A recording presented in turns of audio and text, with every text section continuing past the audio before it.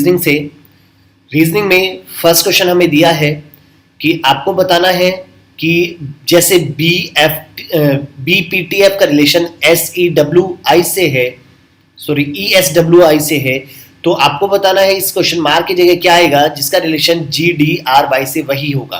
पहली चीज यहां से देखिए, आपको इससे इधर बताना, लेफ्ट की तरफ जाना है तो आप उल्टा ही देखना शुरू कीजिए। यदि आप ई से बी की तरफ देखते हैं, ई से बी यहां पर हुआ है -3, ई से B -3, B P T F और ई एस डब्ल्यू आई। तो ई से बी की तरफ देखें तो -3 हुआ है, एस से पी में देखें तो यहां पर भी -3 हुआ है, डब्ल्यू से टी में देखते हैं तो -3 हुआ है, और आई से एफ में देखें तो -3 हुआ है। तो इन सभी में क्या है, -3 हुआ है, तो जी में से -3 करेंगे, तो जी में से -3 करेंगे तो डी आएगा, फिर डी में से -3 करेंगे तो ए आएगा, आर में से -3 करोगे तो ओ आएगा, और वी में से वाई में से -3 करोगे तो वी आएगा। तो आंसर जो आएगा D A O V, option number 2 is the answer. Next आता है, जैसे ये 5 का 125 और 216 में रिलेशन है, ऐसा ही 1331 में और नेक्स्ट नंबर क्या होगा उसके साथ रिलेशन हमें देखना होगा। तो यहां पर आता है भाई, जैसे ये है 5 का क्यूब, तो ये 6 का क्यूब है, नेक्स्ट नंबर का क्यूब है, तो यहां पर ये 11 का क्यूब है, तो आगे जो नंबर आएगा वो 12 का क्यूब होगा, और 12 का क्यूब इट मींस 12 का क्यूब होता है 1728, तो answer is 1728 is the answer, option number 3 is the answer. अब नेक्स्ट में है, हमें वर्ड दिया है इलेटेड और डेस्पोडेंट, इलेटेड और डेस्पोडेंट, इट मींस इनमें जो रिलेशन है, ये देखो इलेटेड मींस होता है उत्तेजित होना, डेस्पोडेंट मींस हताश होना, तो ये दोनों एक दूसरे के ऑपोजिट हैं, तो इसी तरह लिथेंट मींस होता है प्रबुद्ध, जिसको जानकारी हो, और तो इसका ऑपोजिट जो होगा वो इग्नोरेंट, जिसको अनजान हो, तो इसका meaning option number 4 is the answer. Question, इसमें हमें दिया है कि 4 दिए हैं, 4 में से 3 एक ग्रुप बना रहे हैं और एक अलग है, वो हमें पहचानना है। तो सबसे पहले देखिए रिवॉक, और इन तीनों जो पहले 3 जो वर्ड दिए हैं इनका मीनिंग आता है हटा देना, इट मींस रिमूव कर देना। तो तीनों जो है वो एक दूसरे से रिलेटेड है, सिमिलर वर्ड है आप कह सकते हैं। तो लेकिन ये जो एनफोर्स है, एनफोर्स मींस होता है लागू करना, तो ये इन चारों में से 3 जो है शुरू के 3 एक ग्रुप बना रहे हैं और चौथा जो है वो ग्रुप से अलग है, तो it means option number 4 is the answer, enforce is the answer. Next आता है, नेक्स्ट में भी हमें क्वेश्चन नंबर 5 में फाइंड करना है ऑड वन आउट, इनमें से कौन अलग है। तो देखिए 343, 2401, 149 और 49, इनमें से 49, 2401 और 343, इनमें से या तो ये एक किसी ना किसी के परफेक्ट स्क्वायर है या परफेक्ट क्यूब है, लेकिन 149 ना तो किसी का परफेक्ट स्क्वायर है ना ही परफेक्ट क्यूब है, तो सो इनमें जो अलग होगा 149 अलग होगा, तो option number 3 is the answer. Next में आपसे कहा गया है कि आपको इनको डिक्शनरी की तरह अरेंज करना है, एक ऑर्डर में अरेंज करना है डिक्शनरी की तरह।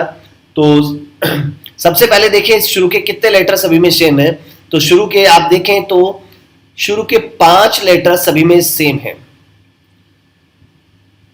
5 नहीं ज्यादा है भाई, ज्यादा 5-7 लेटर सभी में सेम है। तो देखिए RATIONAL शुरू में सभी में RATIONAL, RATIONAL, RATIONAL और RATIONAL, शुरू के जो 7 लेटर हैं वो सभी में सेम है। जो चेंज आता है वो 8th लेटर से चेंज आया, यहां पर 8th लेटर में देखें तो यहां पर 8th लेटर है आई, यहां पर भी आई है, यहाँ पर ई है, यहाँ पर आई है और यहाँ पर भी आई है। तो इसका मीनिंग जो स्टार्टिंग होगी हमारी ई वाले से हो जाएगी, क्योंकि आई और ई में ई पहले आता है अल्फाबेटिकली, तो जो पहला होगा वो ये आएगा। तो नेक्स्ट इसके बाद जो आएगा आई के बाद देखिए यहाँ पर एस है, यहाँ पर आई के बाद जेड है, यहाँ पर आई के बाद टी है, यहाँ पर आई के बाद जेड है। तो इन तीनों में पहले जो आता है वो आता है एस। तो एस, तो इसका मीनिंग पहले दूसरे नंबर का फिर फर्स्ट नंबर का। तो ऐसा जो ऑप्शन है वो पहला ही ऑप्शन मुझे दिखाई दे रहा है। तो इसका meaning answer is 21534, option number 1 is the answer. आपको पूरा चेक नहीं करना है, ऑप्शन से भी आंसर निकालने की कोशिश करनी है, क्योंकि यदि आप पूरा करेंगे तो टाइम ज़्यादा लगेगा। तो इसलिए शुरू के 2 देखिए या 3 देखिए, जहां मैच कर रहा है शुरू के 2 से ही हमें पता चल गया कि हमारा ऑप्शन 1 है, तो हम उसी को टिक कर सकते हैं। Next question number 7। Question number 7 में हमें बताना है कि जो हमें सीरीज दी हुई है इसमें कितने एफ एन यू, या आप कह सकते हैं एन मिडिल में है, एफ और यू उसके एडजेसेंट हो, या तो कुछ ऐसे, या फिर यू एंड एफ कितने हैं इसमें, तो हमें वो फाइंड करना है। देखते जाइए, एफ एन यू या यू एन एफ हमें देखना है। एफ एन यू तो या U N F, F N U या यू एन एफ का कितने हैं हमें ये पहचानना है। तो पहला आता है ये एफ एन यू, एक यहां पर आया, फिर आता है नेक्स्ट आता है यहां पर एफ एन यू, ये दूसरा आया, तीसरा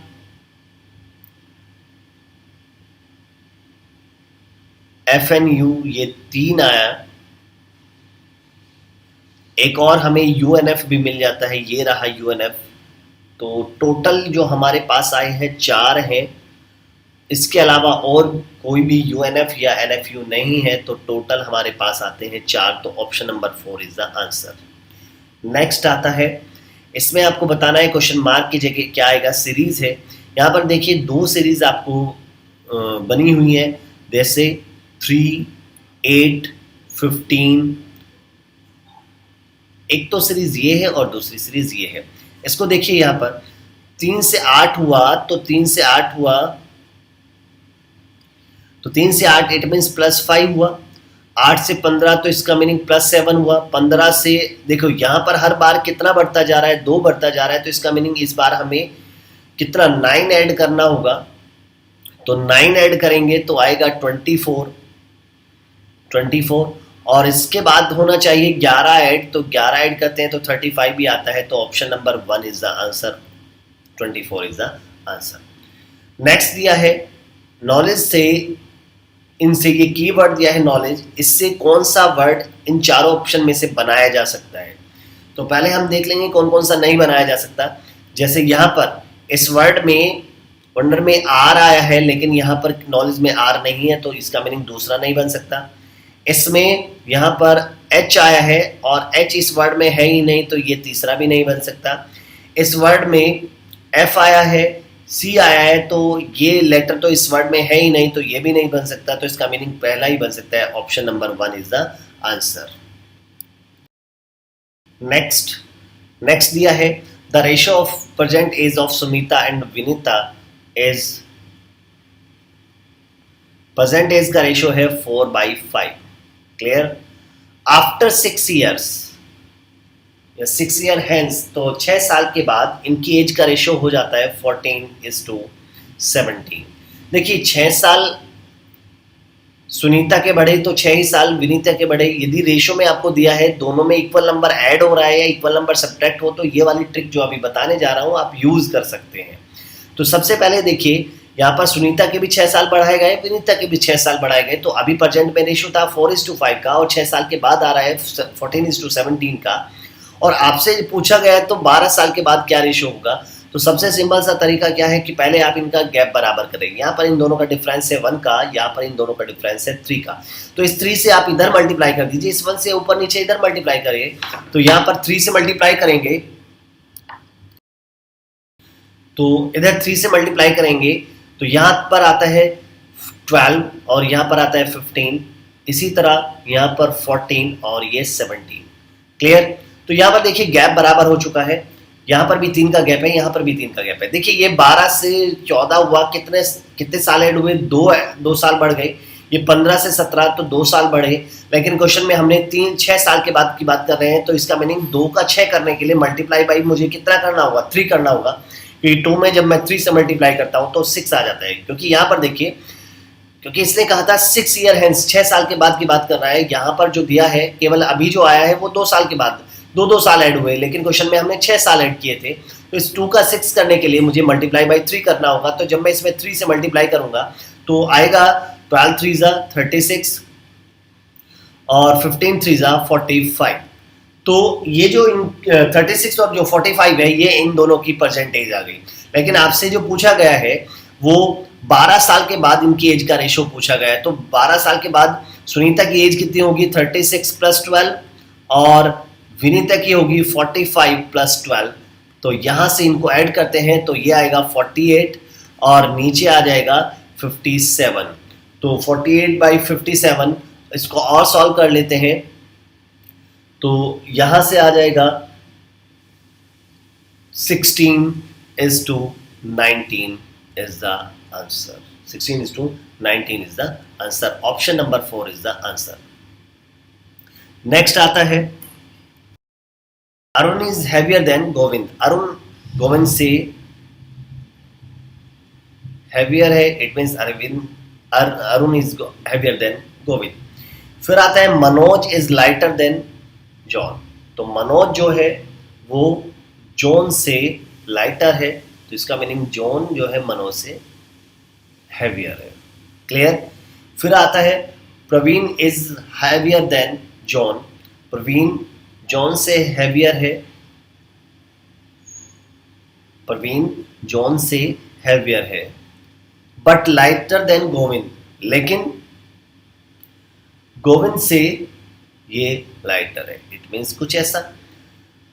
अब आपसे कहा गया है हु इज द हैवीएस्ट, तो सबसे हैवीएस्ट कौन है। देखिए यहाँ पर अरुण हैवियर है जी से, गोविंद से, गोविंद है प्रवीण से, प्रवीण है जॉन से हैवियर है, और जॉन मनोज से हैवियर है। तो इनमें जो सबसे ज़्यादा हैवियर होगा, वो हैवीएस्ट पर्सन होगा, वो ये Arun. It means option number 3 Arun इनमें सबसे ज़्यादा हैवियर होगा। क्वेश्चन नंबर 12 में हमें दिया है कि इनके एक कोड दिए गए हैं, तो हमें बताना है पिकनिक का कोड क्या होगा। तो सबसे पहले देखिए क्या ये डायरेक्ट कोडिंग का क्वेश्चन है या नहीं है, वो पहचानने के लिए आपको करना होगा, पिकनिक में जो लेटर आए हैं वो सारे के सारे लेटर इन दोनों वर्ड्स में नजर आ रहे हैं। तो इसका मीनिंग ये डायरेक्ट कोडिंग का क्वेश्चन है। यहाँ पर डी के लिए कोड किया गया है 3, तो यहाँ पर भी डी के लिए 3 कोड किया गया है। यहाँ पर आई के लिए 5 है, तो इसमें भी आई के लिए 5 है। तो हमें डायरेक्ट कोडिंग का ये क्वेश्चन हुआ। तो पी के लिए कोड क्या बनेगा, पी का कोड है यहाँ पर 6, तो पी के लिए आया 6। फिर आता है आई के लिए कोड है 5, सी के लिए जो कोड है वो है 7, इसी तरह एन के लिए कोड 0, फिर आई के लिए कोड है 5 एंड सी के लिए कोड है 7। तो आंसर आया 657056। तो option number 2 is the answer. Next दिया है कैपिटल लेटर दिए हैं और उनके सिंबल्स में उनको इंडिकेट किया गया है। तो आपको बताना है प्रिंट के लिए कौन सा सिंबल बन जाएगा। तो पी के लिए कोड क्या दिया गया है, पी के लिए हमें ये वाला है, ब्रैकेट दिया गया है। इसी तरह आर के लिए जो कोड है डज नॉट इक्वल टू है, आर के लिए डज नॉट इक्वल टू है।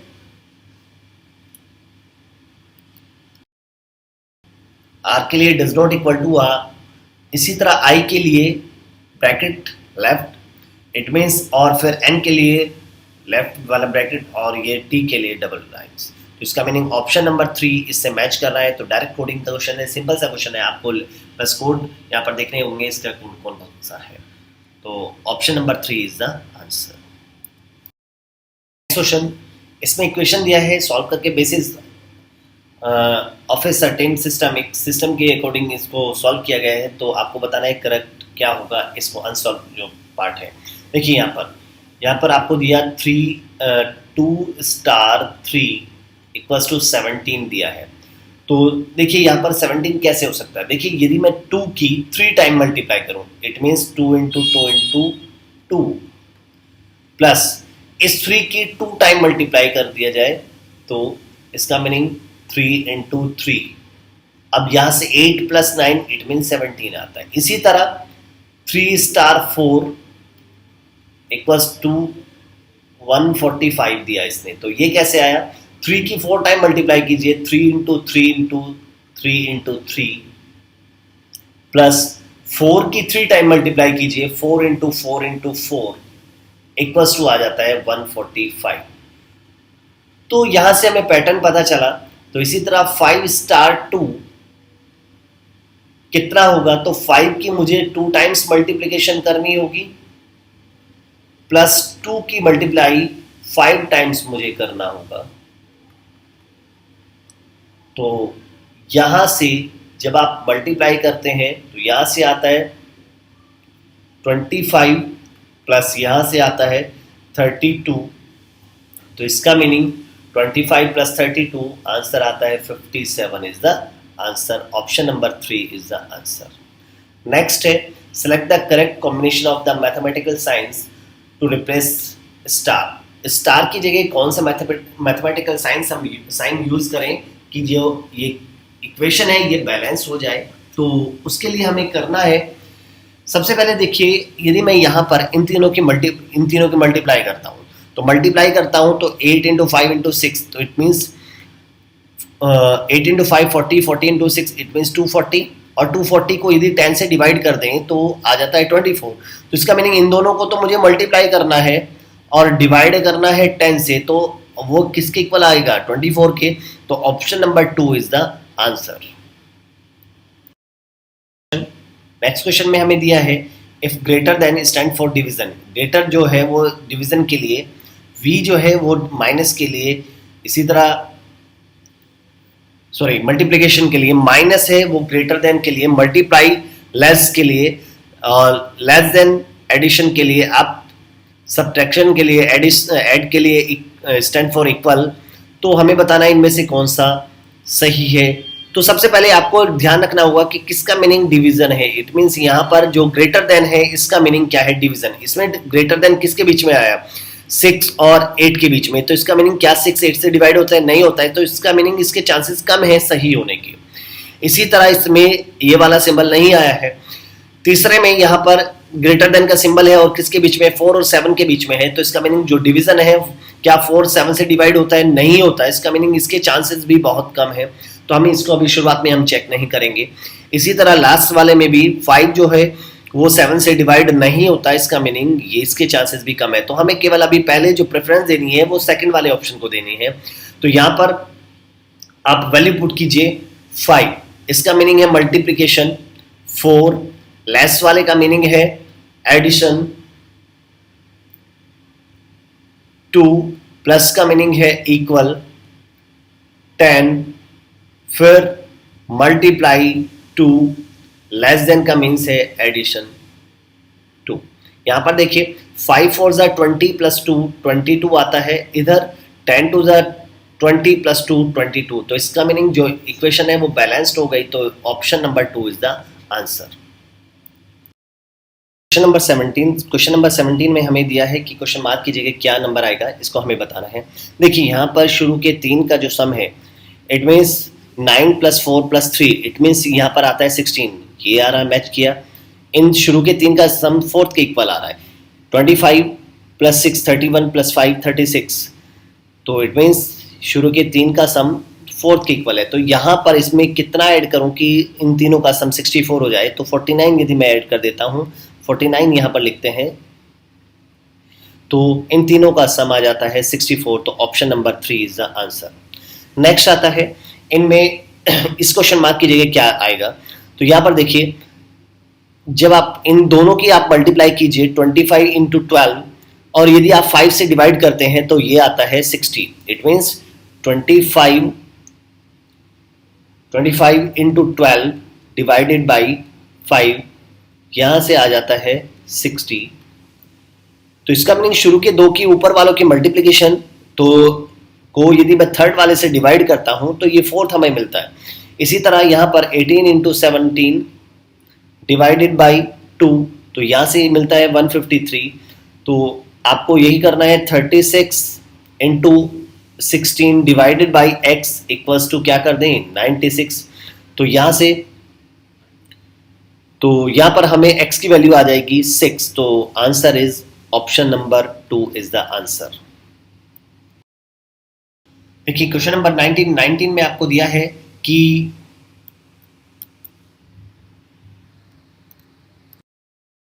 स्टेटमेंट है some people are uneducated and therefore superstitious. तो इसका मीनिंग कुछ ऐसे लोग हैं जो अनपढ़ हैं और वो क्या है वहमी है, वो क्या है वहमी है। अजम्पशन हमें दिया है education increase the rational thinking. It means जो एजुकेशन है वो तर्कसंगत सोच को बढ़ाती है, इंक्रीज करती है, जिससे कि वहम कम हो। इसी तरह दूसरा कि इसका दूसरा अजम्पशन क्या दिया है, इसने अजम्पशन दिया है some people do not go to school. कुछ ऐसे लोग हैं जो स्कूल नहीं गए। तो इसका मीनिंग ये हुआ कि अनएजुकेशन एंड अनएजुकेटेड ये जो पार्ट है, जो अनएजुकेटेड लोग हैं, तो इससे क्या होता है कि वहम बढ़ेगा।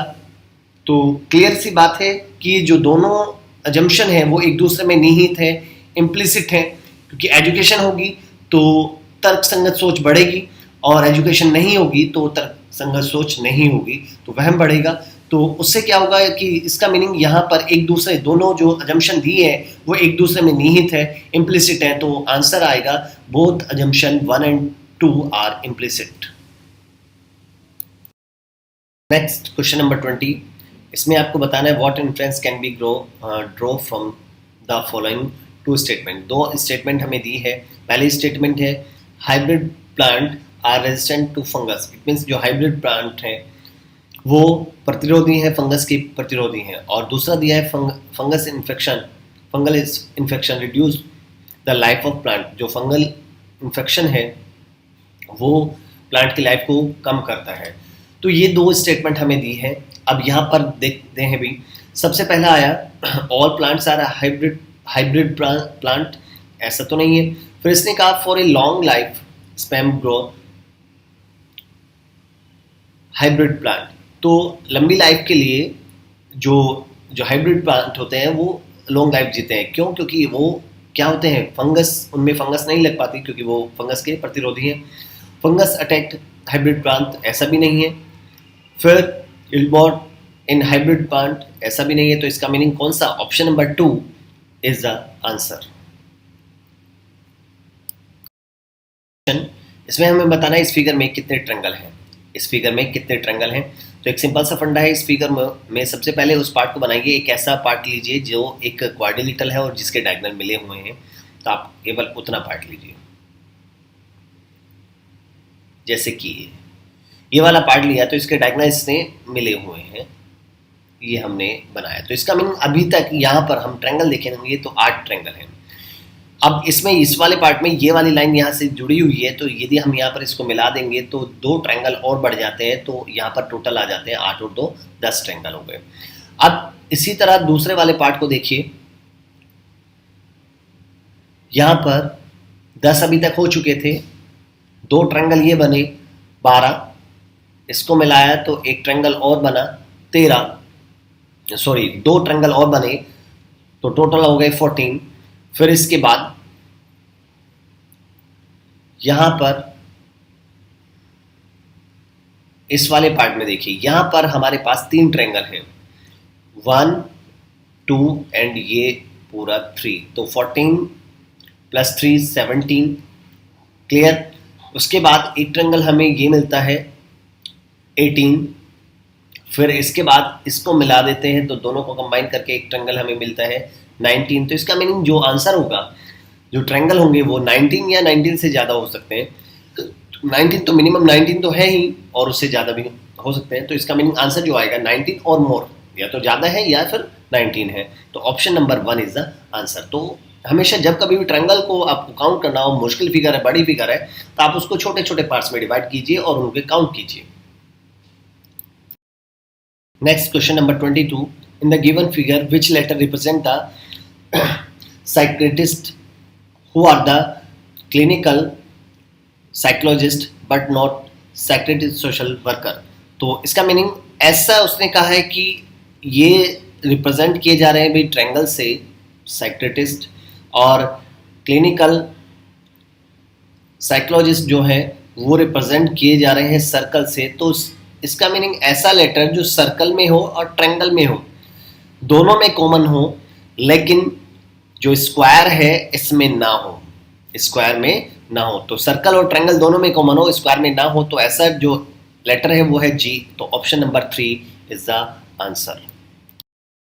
नेक्स्ट क्वेश्चन, क्वेश्चन नंबर 23 में दिया है, हमें एक पेपर दिया है जिसको फोल्ड किया गया है कुछ ऐसे, सर्कल की शेप में एक पेपर है, उसको पहले नीचे की तरफ फोल्ड किया गया है, फिर उससे राइट की तरफ फोल्ड किया है। ये इसका पेपर फोल्डिंग और साथ में कटिंग भी हमें दी गई है। तो आपसे पूछा गया है जब आप इस पेपर को ओपन करेंगे तो किस तरह से कटिंग नजर आएगी। तो देखिए मैंने इस लास्ट वाला जो पार्ट है, लास्ट में जैसे फोल्ड किया और कटिंग किया, उसको मैंने बना लिया कि यहाँ पर देखिए लास्ट में जो फोल्ड किया गया ऐसे फोल्ड किया और इसमें कटिंग ऐसे की गई। क्लियर? तो जब आप इसको ओपन करेंगे तो पहले आपको इस तरह से ओपन करना होगा ऑपोजिट। तो जब आप ऐसे ओपन करेंगे तो ये सर्कल कंप्लीट हो जाएगा यहाँ पर, और ये जो कटिंग है ये यहाँ पर भी आ जाएगी। अब इसी तरह जब आप इसको नेक्स्ट जो ओपन करेंगे तो आप लेफ्ट की तरफ ओपन करेंगे, ओपन किया, ये ऐसे आया, ये सर्कल यहाँ पर कट हुआ और ये वाला पार्ट यहाँ होगा, ये आधा सर्कल हुआ। फिर इसको कंप्लीट करेंगे तो जैसा नीचे है ऐसे ही ऊपर भी बन जाएगा। तो यहाँ पर ये आया, फिर एक सर्कल यहाँ आया, एक सर्कल यहाँ आया, एक सर्कल यहाँ पर आएगा और एक ये पूरा हो जाएगा। तो टोटल जो सर्कल है कुछ इस तरह से शेप होगी। तो ऐसा जो ऑप्शन में दिया गया है वो ऑप्शन नंबर 3 है। तो answer option number 3 is the answer. Next 24, हमें इसकी मिरर इमेज बनानी है, लेकिन मिरर को जो रिप्लेस जो रखा गया है वो नीचे की तरफ रखा है। और जब मिरर नीचे की तरफ रखा है तो इसका मीनिंग ये वाटर इमेज हमें इसकी बनानी होगी। और वाटर इमेज में लेफ्ट टू राइट चेंज नहीं होता है, टॉप टू बॉटम चेंज होता है। तो ये अब सिंपल सी बात है, ये वाला पार्ट अभी ऊपर है तो ये नीचे की तरफ चला जाएगा, और ये नीचे है तो ये ऊपर जाएगा। तो option number 1 is the answer. Option number 1 is the answer. तो पहला आंसर है। Next question, question number 25 matrix से दिया है, और आपको मैंने पहले भी बताया है कि इसमें कोड जो होते हैं वो किस हिसाब से कोड दिए जाते हैं। तो यहाँ पर जैसे देखिए ये O है, O का कोड होगा 57। इस O का कोड क्या होगा 57। जैसे ये E है, इस E का कोड होगा 68। इट मीन 6 नंबर की रो, 8 नंबर का कॉलम। यहाँ पर M का कोड होगा 75, 7th नंबर की रो है और ये 5th नंबर का कॉलम है। तो हमें बताना है नॉइज के लिए कौन सा, ये जो हमें ऑप्शन दिया है इनमें से कौन सा ऑप्शन बिल्कुल सही है। तो ये इसका मीनिंग यहाँ पर जो 79 है ये रिप्रेजेंट कर रहा है N को, यहाँ पर N को रिप्रेजेंट कर रहा है 40, यहाँ पर N को रिप्रेजेंट कर रहा है 21। तो इनमें से बिल्कुल सही कोड कौन से हैं वो हमें पहचानना है। तो हमेशा इस तरह के क्वेश्चन को आपको ऑप्शन से करना है। तो पहले देखिए 79 से क्या बनता है 79, इट मींस N मैच कर रहा है, तो यहाँ पर N आया। 78 से बनता है O, तो ये भी मैच किया। 77 यहाँ पर आता है I, मैच किया। 14 यहाँ पर आता है S, मैच किया। फिर आता है 20, इट मींस 20 यहाँ पर आता है M। देखिए यहाँ पर गलत हो गया, तो इसका मीनिंग ये ऑप्शन गलत है। पहला ऑप्शन क्या है इसमें, रॉन्ग है। दूसरा ऑप्शन 40 से देखें तो 40 N आया। 57 को हम देखते हैं तो O आता है। 77 से आएगा I। 69 से आता है S। फिर 79 से आता है N। तो यहाँ पर फिर ये भी गलत हुआ, दूसरा भी रॉन्ग है। तीसरा 21 से आता है N। 78 से आता है O। 87 से आता है I। 99 से आता है S। और 88 से आता है C। तो इसका मीनिंग ये भी गलत है। जब शुरू के 3 ऑप्शन गलत हो चुके हैं तो इसका मीनिंग आंसर जो होगा वो 4th option is the answer. Find the least number which when divided by 12, 18, 36, 45 leaves the remainder 8, 14, 32 and 41. It means वो हमें छोटे से छोटा नंबर बताना है जिसको 12 से डिवाइड करें तो 8 रिमाइंडर आए, 18 से डिवाइड करें तो 14 रिमाइंडर आए, 36 से डिवाइड करें तो 32 रिमाइंडर आए एंड 45 से डिवाइड करें तो 41 रिमाइंडर आता है। तो सिंपल सी बात है, पहला आपको वो नंबर फाइंड करना है जो इन चारों से डिवाइड हो जाता है। तो वो लीस्ट नंबर क्या होगा जो 12, 18, 36 और 45 से डिवाइड होगा, वो लीस्ट नंबर होगा इनका एलसीएम। तो एलसीएम ऑफ 12, 18, 36 एंड 45 ये आ जाता है, इनका एलसीएम आता है 180।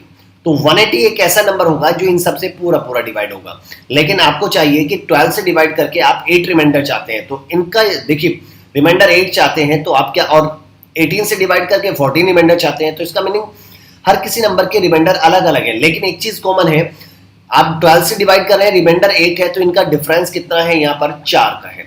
इसी तरह 18 से डिवाइड कर रहे हैं तो 14 रिमाइंडर आ रहा है, तो यहाँ पर भी डिफरेंस 4 का है। 36 से डिवाइड कर रहे हैं, 32 रिमाइंडर है, तो डिफरेंस कितने का है, 4 का है। और 45 से डिवाइड कर रहे हैं, 41 आ रहा है, तो रिमाइंडर यहाँ पर भी इनका डिफरेंस क्या है, 4 का है। तो जो डिफरेंस है वो इसमें से आप कम कर दीजिए, तो 180 माइनस 4, तो आंसर आ जाता है 176। तो इसका मीनिंग जब आप 176 को 12 से डिवाइड करोगे तो 8 रिमाइंडर आएगा, 18 से डिवाइड करोगे तो 14 रिमाइंडर आएगा, 36 से डिवाइड करोगे तो 32 रिमाइंडर आएगा एंड 45 से डिवाइड करोगे तो 41 रिमाइंडर आएगा। तो option number second is the answer. Next question number 52। इसमें दिया एक एम्प्टी पूल है जिसकी एक पाइप है जो इसको 8 घंटे में उसके 3/5 पार्ट को भर देता है। 3/5 पार्ट को भरने में उस पाइप को 8 घंटे लगते हैं। तो आपसे पूछा गया है जो how much more time will it take to finish the filling the pool. तो बाकी और कितना टाइम लगेगा जो रिमेनिंग पार्ट को फिल करने के लिए। तो इसका मीनिंग जब 3/5 पार्ट को फिल करने में लगते हैं 8 आवर्स, 8 घंटे लगते हैं, तो पूरे पार्ट को इट मीन्स पूरे पार्ट को फिल करने में कितने लगेंगे, या आप कह सकते हैं डायरेक्ट 2/5 पार्ट को फिल करने में कितने लगेंगे। तो 8 अपॉन में 3 इंटू ऊपर 5 आएगा इंटू 2/5। यहां से आ जाता है 5 से 5 कैंसिल, तो आएगा भाई 16/3 आवर। 16/3 आवर, या आप कह सकते हैं 15 1/3 आवर, सॉरी 5 1/3 आवर, 5 1/3, और इसको लिख लीजिए 5 आवर एंड 1/3 आवर का मीन्स होता है 20 minutes. 5 our and 20 minutes is the answer. जो रिमेनिंग पार्ट 2/5 पार्ट जो बचा है उसको फिल करने में जो टाइम लगेगा 5 आवर 20 मिनट्स लगेंगे। Option number 3। Next question, what is the better investment, 4% stock at the rate at ₹120 और 3% स्टॉक और ₹80। तो आपको बताना है कि 4% स्टॉक 120 के रेट से और 3% स्टॉक 80 के रेट से दें तो बेटर इन्वेस्टमेंट कौन सा होगा। तो यदि हमें ₹1 की एनुअल इनकम चाहिए तो ₹1 की एनुअल इनकम होगा। तो ₹1 की इनकम के लिए एनुअल इन्वेस्टमेंट कितना होगा। यदि हम पहली वाली केस से देखते हैं तो एनुअल इन्वेस्टमेंट आता है, टोटल हमारा 120 है, 4% है तो डिवाइडेड बाई 4, तो यहाँ से इन्वेस्टमेंट आ जाता है हमारा ₹30 का इन्वेस्टमेंट आ जाता है। इसी तरह सेकंड वाले केस में हम देखते हैं तो हम ₹80 और 3% इट मीन्स 3 से डिवाइड कर देता हूँ, तो यहाँ से आ जाता है 26 2/3। तो यहाँ पर इन्वेस्टमेंट हमारा आता है 26 2/3 का। इसका मीनिंग जिसमें हमने कम इन्वेस्टमेंट किया है और इनकम ज़्यादा है तो वो वाला इन्वेस्टमेंट हमारे लिए बेटर होगा। तो इसका मीनिंग ये हुआ कि सेकंड जो ऑप्शन है, सेकंड इन्वेस्टमेंट हमारे लिए बेटर है। Question number 54, 20% rise of price followed by a discount of 25% of the rise portion will be. तो यहाँ से इसने कहा है यदि हम मान लेते हैं कि प्राइस है यहाँ पर ₹100 प्राइस है और इसको बढ़ाया गया 20% बढ़ाया जाता है, तो जो नया प्राइस हो जाएगा वो होगा 120। अब इसने कहा जो बढ़ाया जितना बढ़ा है इट मीन्स यहाँ से 100 से 120 हुआ तो ₹20 बढ़ा, हमने डिस्काउंट दिया, जो राइज किया गया पोर्शन है उसका 25%, तो 20 का 25% होता है 5, तो ₹5 का हमने यहाँ पर डिस्काउंट दिया। तो तो अब 5 रुपए का डिस्काउंट दिया, तो इसका मीनिंग यहाँ पर अब जो बेचा गया होगा वो 120 माइनस 5, तो 115 रुपए में बेचा गया है। तो इसका मीनिंग जो राइज हुआ, जो प्राइस राइज हुए वो कितने बढ़ गए, तो इंक्रीज बाई 15%, तो 100 से 115 हो गए, तो 15% यहाँ पर प्राइस बढ़ गए हैं। तो option number 4 is the answer.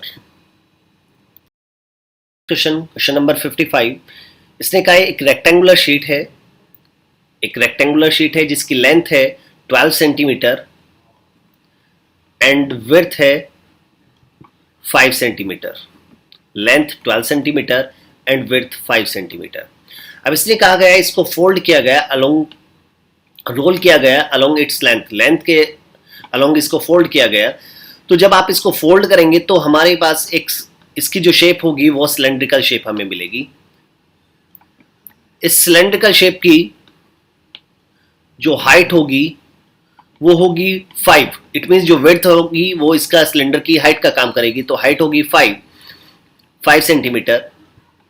लेकिन जो ये लेंथ है, लेंथ इसके जो टॉप या आप कह सकते हैं बेस की सरकमफेरेंस के इक्वल होगा, बेस की सरकमफेरेंस के इक्वल होगा। तो it means 2 pi r equal to आएगा यहां से 12, पाई आर इक्वल टू 12 आया, तो यहां से आर की वैल्यू आ जाएगी 6 by pi.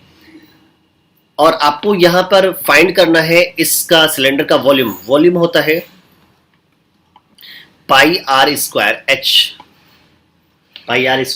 H.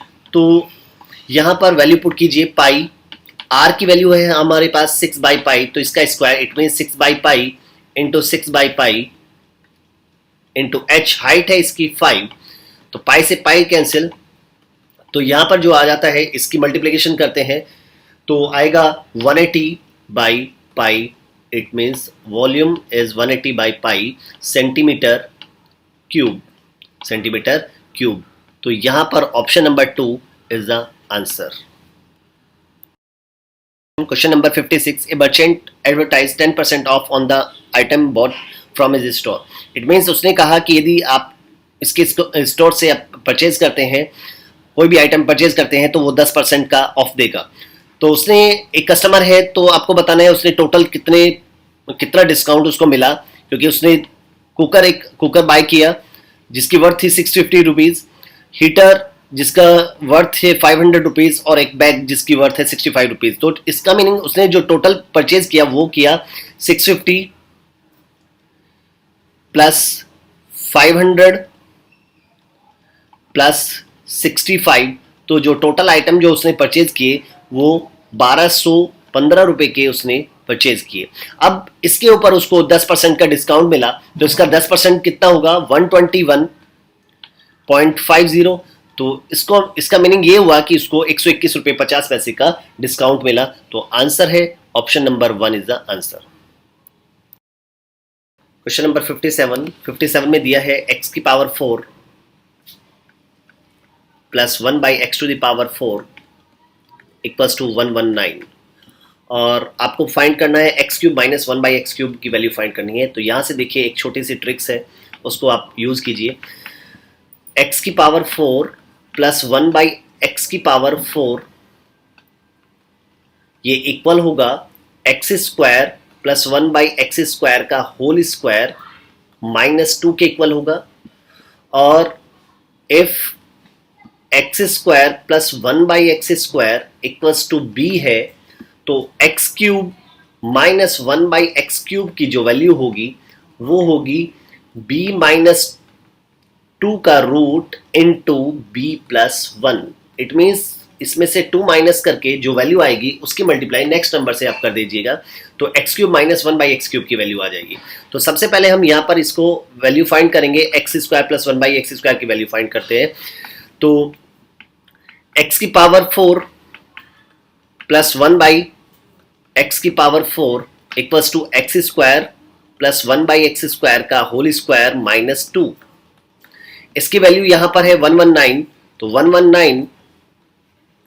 119 equals to x square plus 1 by x square का होल स्क्वायर माइनस 2। ये 2 दूसरी साइड में जाएगा तो ऐड होगा, तो x square plus 1 by x square का होल स्क्वायर इक्वल्स टू 121। तो तो x square plus 1/x² equals to 11। तो एक्स स्क्वायर प्लस 1/x² की वैल्यू आ गई 11। इट मीन्स जो b है वो कितना आया 11। तो हमें फाइंड करना था x³ माइनस 1/x³ हमें फाइंड करना है। तो यहां से रूट ऑफ b माइनस 1 और b है हमारा 11, तो 11 minus 2 into b plus 1, b है 11 प्लस 1, तो यहां से वैल्यू आएगी रूट ऑफ 9 इंटू 12, या आप कहेंगे 9 का रूट है 3 इंटू 12, तो 12 3 जा 36, तो answer is 36। Option number 2 is the answer. The ratio of two number is 3:4 and their LCM is 180, तो find the second number। तो मान लेते हैं लेट फर्स्ट नंबर है 3x एंड सेकंड नंबर है 4x। अब यदि मैं यहां से इनका एलसीएम फाइंड करता हूं तो इनका एलसीएम होगा 3 इंटू 4 इंटू एक्स, लेकिन एलसीएम हमें दिया हुआ है 180, इट मीन्स ये इक्वल होगा 180 के। तो यहां से x की वैल्यू आ जाएगी 180/12, तो ये कैंसिल हुआ 15 टाइम्स, तो x की वैल्यू 15। तो हमसे पूछा गया था सेकंड नंबर, तो सेकंड नंबर है हमारा 4x, तो 4 into 15, it means answer is 60। Option number 2 is the answer। Next question number 59 में हमें दिया है average age of C is 84 year. तो एवरेज ABC की एवरेज 84 है, तो it means A plus B plus C by 3 equals to 84। तो sum आ जाएगा A plus B plus C equals to 84 into 3, it means 252। Next आगे दिया इसने when D joins them the average age becomes 80 years. तो it means जब D ने इनको ज्वाइन किया तो चारों की एवरेज हो जाती है 80। तो इसका मीनिंग इन चारों की एज का सम होगा A plus B plus C plus D equals to 80 into 4, it means 320। A new person E whose age is 4 years more than D replaced by A, the average of B, C, D and E becomes 78 years। तो what is the age of E? देखिए यहां से यदि मैं A, B, C की total as है 252 year, A, B, C और D की टोटल एज है 320। तो यदि मैं यहां से चारों की एज में इसे ए बी सी की एज माइनस कर देता हूं तो डी की एज मुझे मिल जाएगी। तो डी की एज होगी 320 माइनस 252, इट मीन्स 68 ईयर्स। तो डी की एज होगी 68 ईयर्स।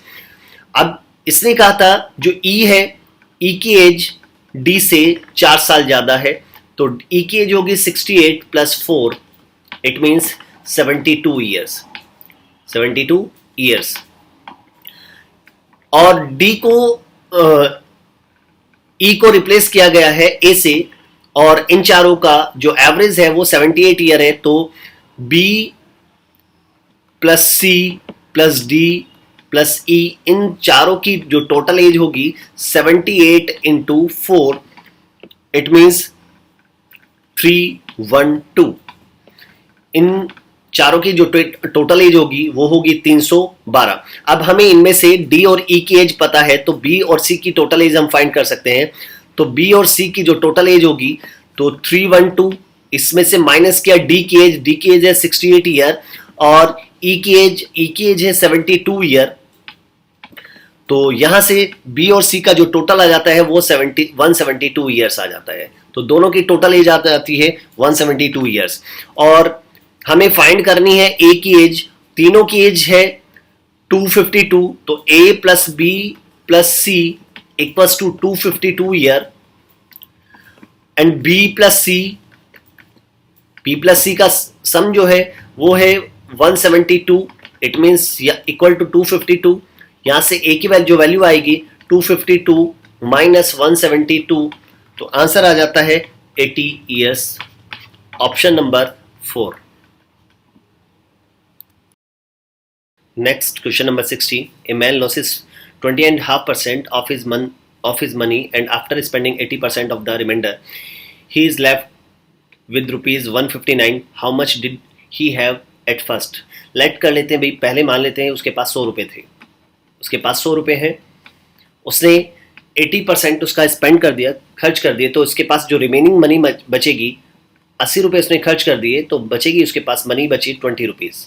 लेकिन जो उसे लॉस हुआ, 22.5% का लॉस हुआ, तो इसका मीनिंग जो बचा हुआ है इसका 22.5% का 20% का लॉस हुआ, तो रिमेनिंग जो पार्ट बचेगा तो 20 का 79.5% उसके पास बच जाता है। तो यहाँ से इसको कैंसिल किया तो इसकी वैल्यू आ जाती है 105.9। तो इसका मीनिंग उसके पास जो मनी बचती है 15.9 रुपीज़ उसके पास बचते हैं। तो आपसे पूछा गया है तो उसके पास इनिशियली कितने थे। देखिए जब उसके पास 15.9 बचते हैं तो इनिशियल में उसके पास मनी थी 100 रुपया, और अब क्वेश्चन में उसे दिया गया है कि उसके पास जो बचती है मनी वो 159 है, तो कितना होगा, तो 100 इंटू 159 अपॉन में 15.9, पॉइंट कैंसिल, यहाँ से 10 आया, ये कैंसिल, तो इसका मीनिंग उसके पास टोटल इनिशियल अमाउंट जो थी वो 1000 रुपीज़ थी। Option number 4 is the answer. Next question number 61. If I walk at 5 kilometre per hour I miss a train by 7 minutes. It means यदि मैं 5 किलोमीटर पर आवर की speed से जाता हूं तो मैं 7 मिनट लेट पहुंचा हूं, क्योंकि मैंने 7 मिनट से ट्रेन मिस की तो 7 मिनट लेट पहुंचा।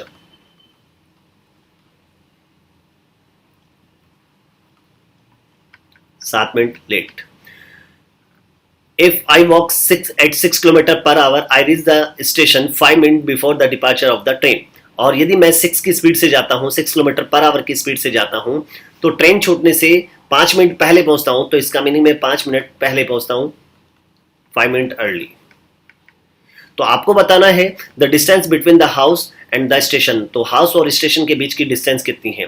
देखिए जब कभी भी हमें ऐसा क्वेश्चन दिया जाता है कि स्पीड दी है और स्पीड चेंज करने के कारण टाइम में जो डिफरेंस हमें पता है, तो हम एक फॉर्मूला यूज कर सकते हैं, डिस्टेंस इक्वल टू होगा, डी इक्वल टू होगा S1 इंटू S2 अपॉन में difference of speed into difference of time. तो यहां से डिस्टेंस आ जाती है, distance equal to S1 speed है, पहली वाली जो स्पीड है वो है 5 की, S2 की वैल्यू है 6, बाद में जो स्पीड है वो 6 की है, डिफरेंस ऑफ स्पीड आ जाता है 6 minus 5 it means 1 into difference of time. Difference of time देखिए यहाँ पर 7 मिनट लेट है और यहाँ पर 5 मिनट पहले है, तो दोनों टाइम में जो डिफरेंस होगा वो 12 मिनट का डिफरेंस होगा, 12 मिनट का डिफरेंस होगा। ये लेट कर लेते हैं, जैसे भी जो डिपार्चर टाइम है ट्रेन का 7 बजे है, यदि आप 7 मिनट लेट पहुंचेंगे तो इसका मीनिंग आप पहुंचते हैं 7:07 पर, और यदि आप 5 मिनट पहले पहुंच जाते हैं तो इसका मीनिंग आप पहुंचते हैं 6:55 पर। तो दोनों जो टाइम है, दोनों टाइम में जो डिफरेंस है वो 12 मिनट का है, तो डिफरेंस ऑफ टाइम आया 12 मिनट, लेकिन ये मिनट में है और यहाँ पर आवर में दिया है, तो मिनट को घंटे में कन्वर्ट करने के लिए हम डिवाइडेड बाई 60 कर देंगे। तो यहाँ से 5 टाइम्स और 5 से 5 कैंसिल, तो इसका मीनिंग जो डिस्टेंस आई दोनों हाउस से स्टेशन के बीच की डिस्टेंस होगी 6 kilometre. Option number 4 is the answer. Question number 62 में केवल आपको मल्टीप्लाई करनी है, 204 की मल्टीप्लाई करनी है 197 से, तो इनकी जो प्रोडक्ट आ जाती है 204 इंटू 197, ये इक्वल टू आता है 40188। It means option number 2 is the answer. Question number 63, if √3 की पावर 5 इंटू 9 की पावर 2 इक्वल टू 3 की पावर n इंटू 3√3, तो find the value of n की वैल्यू फाइंड करनी है। तो पहले हम इस पार्ट को लिखते हैं, रूट को हम लिख सकते हैं पावर 1/2, तो 3 की पावर 1/2 और इसकी पावर होल पावर है 5, तो इंटू 5 इंटू 9 की पावर 2, 9 को लिखा जा सकता है 3 का स्क्वायर और इसका भी होल स्क्वायर इक्वल्स टू 3 की पावर n इंटू 3 की पावर 1 इंटू √3 को लिखूंगा 3 की पावर 1/2। तो यहां से टोटल आ जाता है 3 की पावर 5/2, इट मीन्स इंटू 3 की पावर 4 प्लस इक्वल 3 की पावर n इंटू 3 की पावर 3/2। 1 यहां पर पावर है और हाफ यहां है, बेस इक्वल है तो पावर ऐड हो जाएंगी, तो यहां पर आ जाता है 3/2। इसको और सॉल्व करते हैं तो यहां पर आएगा 3 की पावर 2.5 इंटू 3 की पावर 4 इक्वल्स टू 3 की पावर n इंटू 3 की पावर 1.5। बेस इक्वल है तो पावर ऐड होगी, तो यहां पर आएगा 3 की पावर 6.5 इक्वल्स टू 3 की पावर n इंटू 3 की पावर 1.5। तो 3 की पावर n इक्वल्स टू आएगा 3 की पावर 6.5 अपॉन में 3 की पावर 1.5। इट मीन्स यहां पर आपको फॉर्मूला याद होगा, x की पावर m अपॉन में x की पावर n होता है x की power m minus n, x की पावर m माइनस n। तो इसी तरह यहां पर 3 की पावर 6.5 अपॉन में 3 की पावर 1.5, तो यहां पर आएगा 3 की पावर 6.5 माइनस 1.5, तो इट मीन्स 3 की पावर 5। तो बेस इक्वल है, दोनों जगह बेस इक्वल है और पावर यहां पर तो बेस इक्वल है और बीच में इक्वल का सिंबल है, तो इट मीन्स पावर भी क्या होंगी, इक्वल होंगी। तो n की जो वैल्यू होगी वो इक्वल टू क्या होगी, 5 के, n इक्वल टू 5 होगा। बेस 3 है और बीच में इक्वल का सिंबल है, तो इट मीन्स पावर भी क्या होंगी, इक्वल, तो n इक्वल टू 5। तो option number 1 is the answer. Next हमें दिया है साइन की पावर 6 थीटा प्लस कॉस की पावर 6 थीटा, और आपको इसकी वैल्यू फाइंड करनी है, ये किसके इक्वल है ये हमें फाइंड करना है।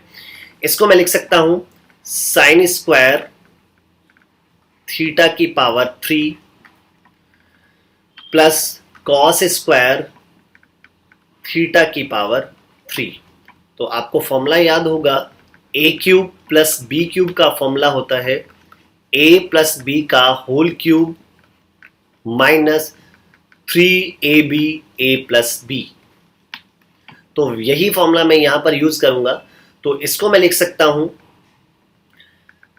Sign square theta plus cos square theta का whole cube minus 3 sine square theta cos square theta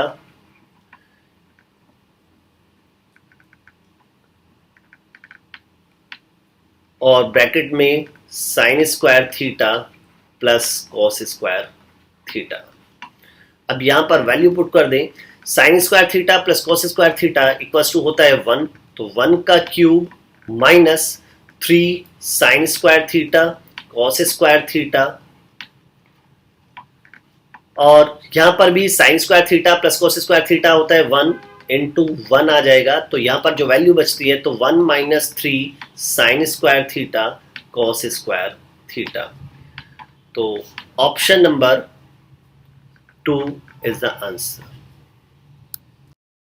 next question number 65, इसने कहा है the shadow of a tower standing on a level ground is found to be 40 metre longer when the sun altitude is 30 degree than when it is 60 degree.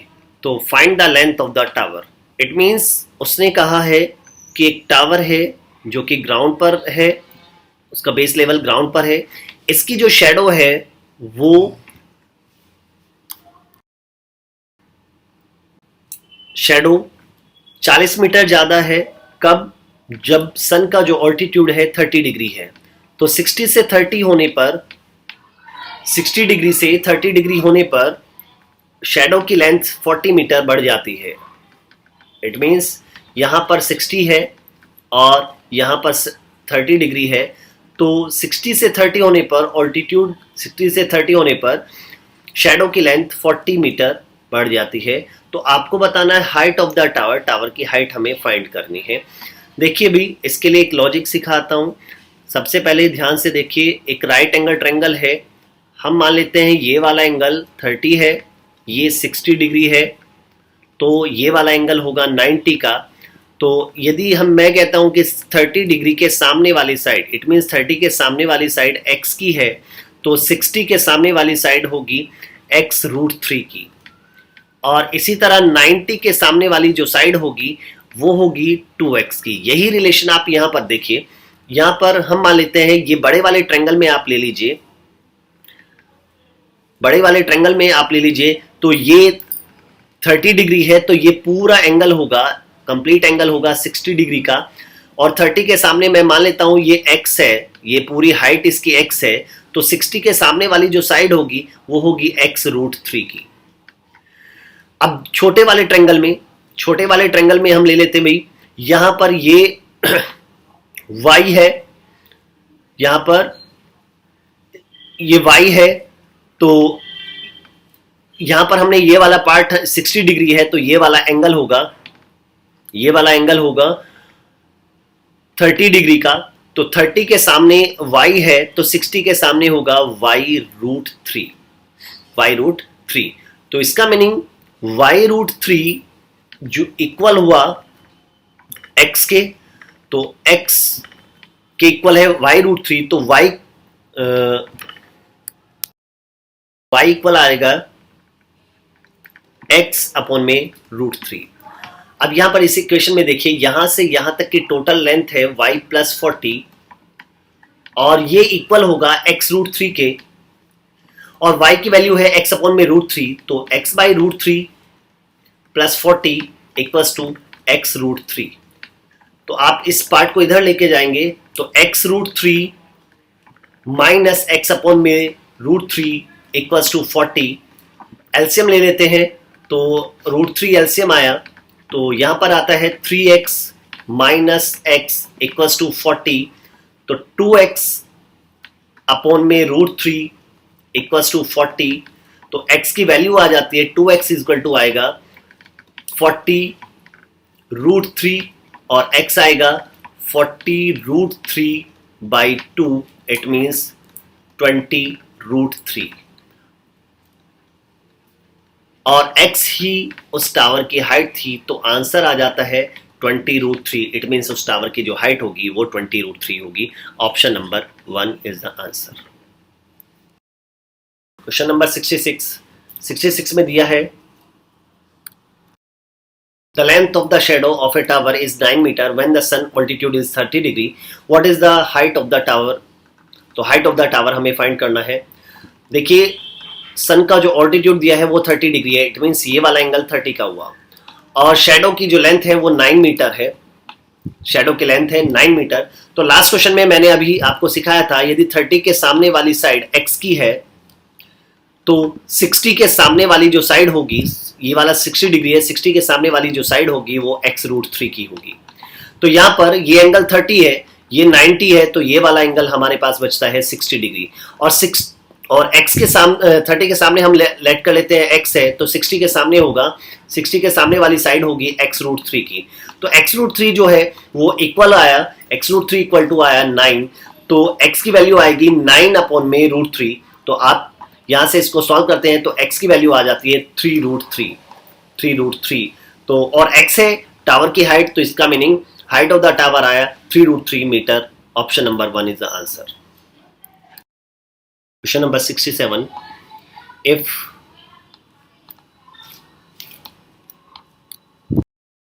if 999x plus 888y equals to 1332 and 888x and 88 plus 999y equals to 555, then the value आपको find करनी है x² minus y²। It means x² minus y² का formula, ये formula होता है a² minus b² होता है a plus b a minus b। It means यहाँ पर आएगा x plus y और x minus y।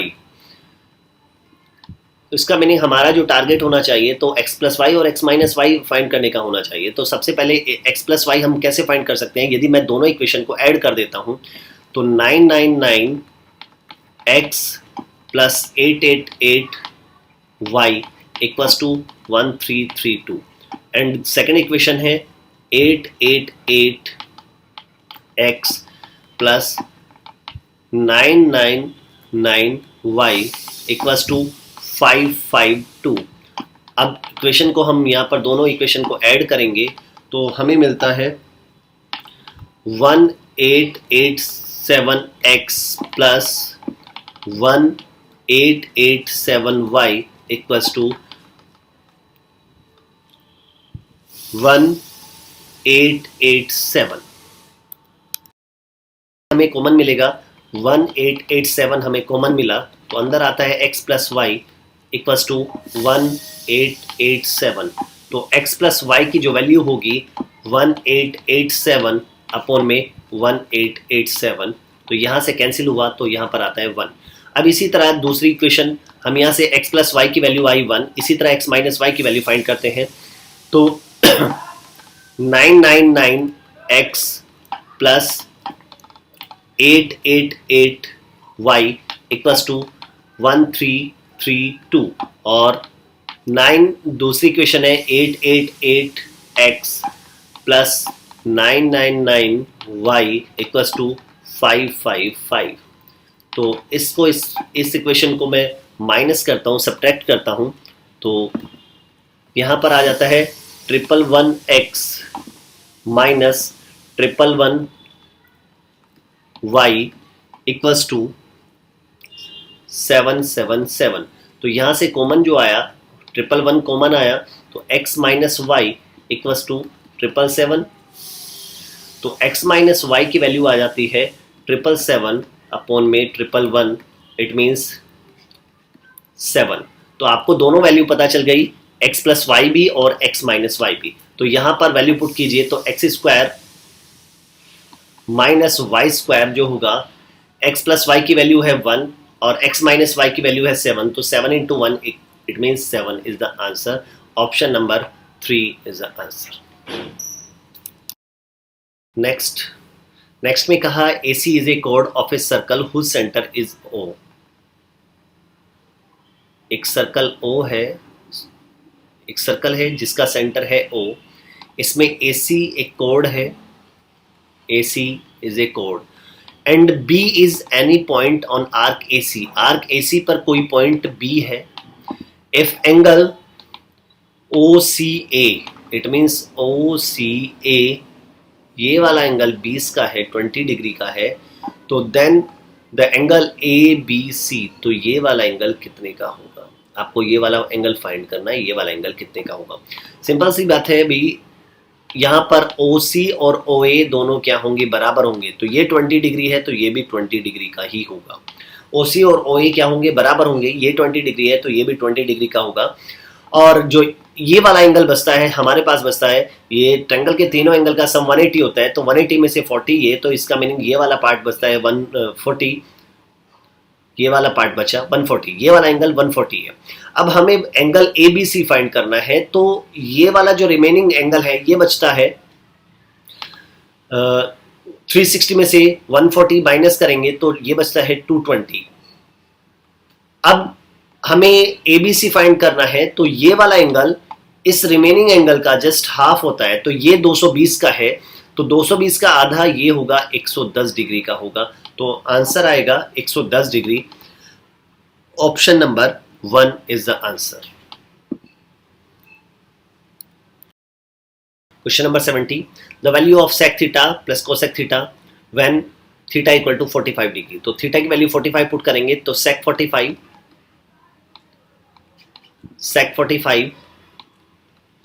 Plus cosec 45।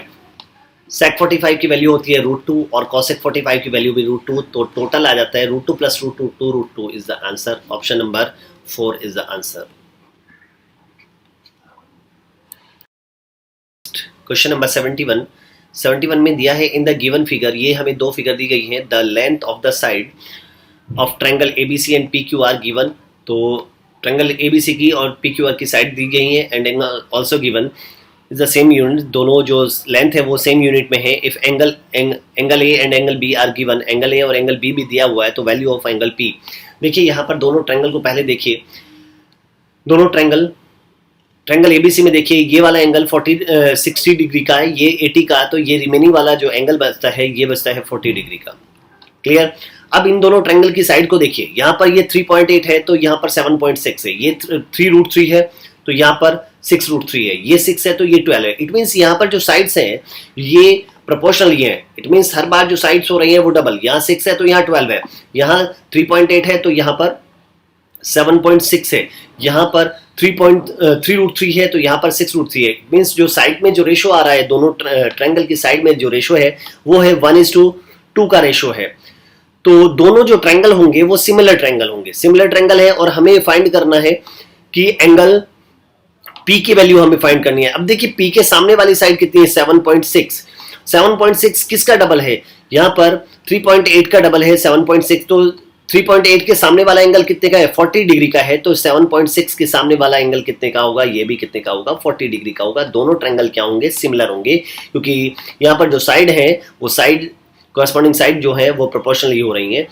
Clear? तो दोनों ट्रायंगल एबीसी और ट्रायंगल PQR दोनों ही क्या होंगे, सिमिलर ट्रायंगल होंगे, और हमें एंगल P फाइंड करना है। तो एंगल P के पहले देखना होगा, P के सामने वाली साइड थी 7.6 और ये किसका डबल है, 3.8 का डबल है, और 3.8 के सामने है 40 डिग्री, तो इसका मीनिंग एंगल C और एंगल P क्या है, इक्वल है। तो P की वैल्यू क्या होगी, जो एंगल C की वैल्यू है, एंगल C की वैल्यू है 40 डिग्री, तो P की वैल्यू भी क्या होगी, 40 डिग्री। तो option number 4 is the answer.